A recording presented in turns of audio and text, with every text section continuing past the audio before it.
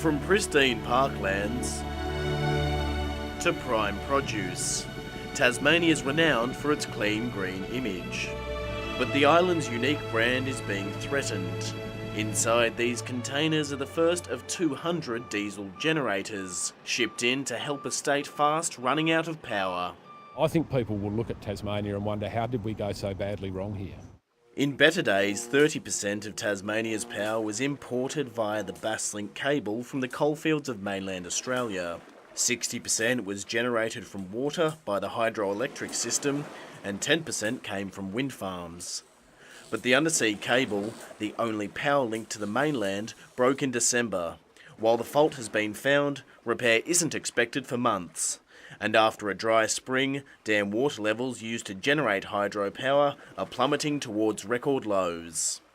Until the rain comes, you just have to keep going with some cutbacks from the large users and the diesel gensets. For a state with the nation's second highest unemployment rate, the uncertainty has wider implications. A handful of big industrial companies use 60% of Tasmania's power and employ hundreds of people. If we see one of these guys have to shut because they're unable to sustain their production at the current level, or they need to reduce further, then it could have an impact on jobs.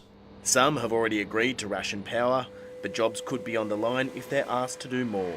It becomes a point when you can't reduce your production any further and you actually have to move into close down mode. The unprecedented crisis has heads shaking in Canberra. The ABC's been told Labor and the Greens are pushing for a formal Senate inquiry.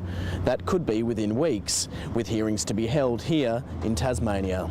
And an inquiry can deliver, I believe, some understanding about how we got to this position, but also important recommendations to make sure we don't end up in this position again. The state government and Hydro would be called to give evidence. They'll be asked whether the state-owned power company drove down its dam levels by selling clean power to the mainland. There was big money to be made under the carbon tax, and in the days leading up to the Basslink cable break, Hydro was still exporting. It was a sound commercial strategy. Well, Hydro's core mandate is to keep the lights on in Tasmania, and unfortunately we're now seeing power rationing to the major industrials. We're seeing contractors told not to come to work. As well as diesel generators, a costly mothballed gas station has been fired up, and cloud seeding, a method of injecting chemicals into clouds to encourage rainfall, will start soon. Households have been guaranteed they won't be forced to cut back.